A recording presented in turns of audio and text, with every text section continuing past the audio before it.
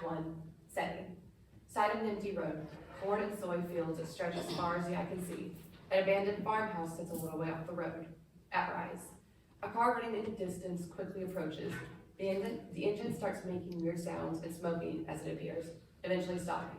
Rebecca, Christopher, Laura, and Erin all pile out. What the actual, Becky? I'm sorry, I don't know. Christopher, could you take a look?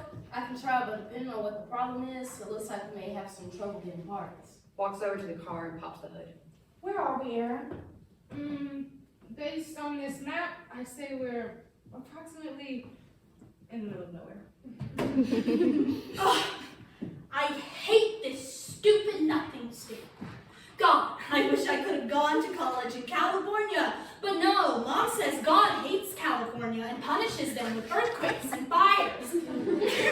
So I have to stay in Illinois and never meet famous people and never get discovered in Hollywood. And my life will be a big, fat nothing. You need to chill out. It's not like we're going to die out here. We'll make it to college all right. We can walk if we need to. It's better than driving for Gaia anyway. All right. Well, Chris looks at the car. You two should go to that farmhouse and see if they have a phone we can borrow. I am not walking through that field.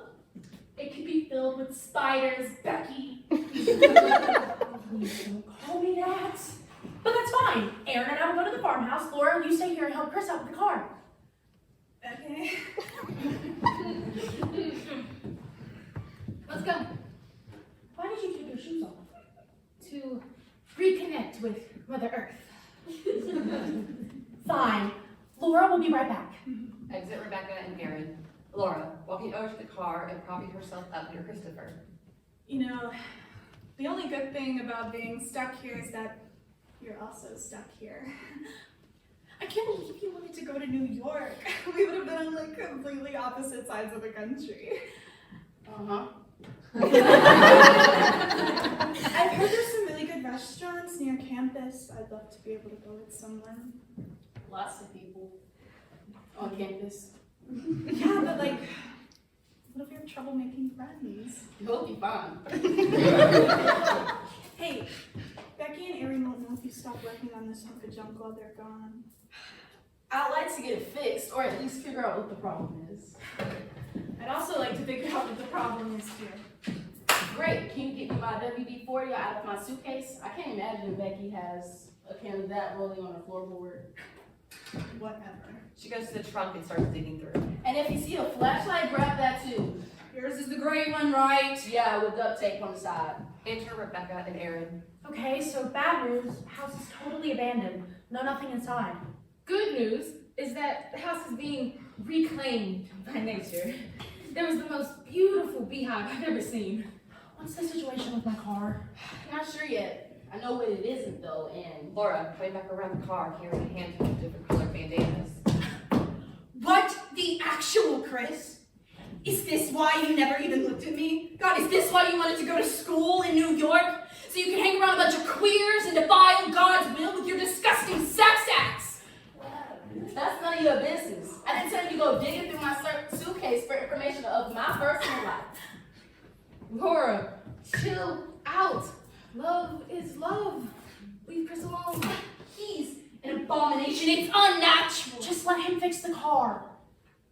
The car probably only broke down because of his sin and you two allowing it. You want to talk about sin? You want to talk about abominations? You should be looking at yourself. You self-centered, greedy, judgmental, painted up clown. I'm not sorry that I want to be in a relationship with someone I love and who loves me unlike you, who is only interested in money and superficial looks, and surround yourself with people who you pretend to like because of your money. Unfortunately. But your dad's money couldn't get you into school out west like you wanted, so you're stuck going to the same school as a bunch of people you consider losers, while blaming your mother instead of your own bad ass. Hey man, let's all peace out. Yelling at each other isn't gonna make the situation better. Oh, so you think I should just let someone attack me and I should just roll over and let it happen? You think you stand for peace and love, but you really just don't want anyone to express their opinion around you because it makes you uncomfortable. If you actually stood up for half the things you claim, you wouldn't be coming to college with us to study business. You'd be marching in the streets against the establishment, not becoming part of it. You don't get to tell me about how I express my beliefs. Yeah, just like you don't get to tell me how I express my beliefs. You think he should rot in hell because he loves. And you think I should use lemon juice as deodorant. Those are not at all equivalent. Oh, you think it's so different, but you're both just terrible people trying to gain the approval of your peers, but you're just fake, and nobody likes you because we all see through you. Please, we're all stuck here together. Let's just figure it out. Oh, little miss has something to say. Oh, yeah, what's your deal? You get 3 people you barely know from high school a ride to college just for the car to break down on the side of the road. What, are you some sort of weird serial killer like the news talks about? Some sort of college Zodiac killer? I told you I was sorry about the car. I was just trying to help, not kill you all. Talk about rolling over in hope of getting a sliver of affection. You say that like you don't also want affection. Your problem isn't that you like dudes. Yes, it is. Shut up! It's that you're a judgmental jerk. You also hate who you truly were so you could have friends and attention. You're a bigger hypocrite than anyone else. Oh, here. you hear that? She is hiding who she is. Becky is going to kill us. I am not going to kill you, and stop calling me Becky. If you do kill us, just make sure our bodies are allowed to give back to nature. Stop it with that nonsense. Aw, did I upset you, Sissy Chrissy? Sissy Chrissy, Sissy Chrissy. Finally, you're saying something right. Sissy, Christy, Sissy, This is what you call love, Erin? I told you you were fake. Christy, Sissy, You were literally flirting with him the whole ride here. Oh. Laura, you are so childish. I'm sorry, I actually know how to talk to guys instead of just crying to myself about how lonely I am when I fall asleep at night. You know what? I tried to be nice. I offered to drive you to college. I let you take up most of the space with your way too many bags. I stopped every 30 minutes so you could freshen up, whatever that means. I bought you lunch despite you talking about how much money you have.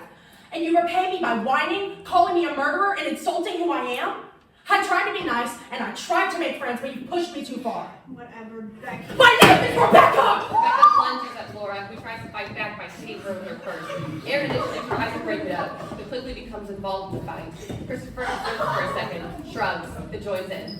It's unclear who is fighting who. People try to get away multiple times, but are dragged back in as insults fly. You privileged whore!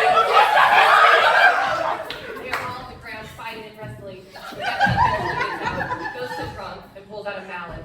Pulls Erin up by her shirt and goes to punch her. Laura sees Rebecca approaching her with a mallet and screams. They all freeze as a truck horn blares. Ted pulls up next to them. Y'all have some car trouble? Yes. Let me call a tow truck for you. Where were y'all headed to? Illinois State University. All right. I'll let them know. If you don't mind, where are we? Y'all? I would say y'all are about 100 miles from normal. Blackout. End of show.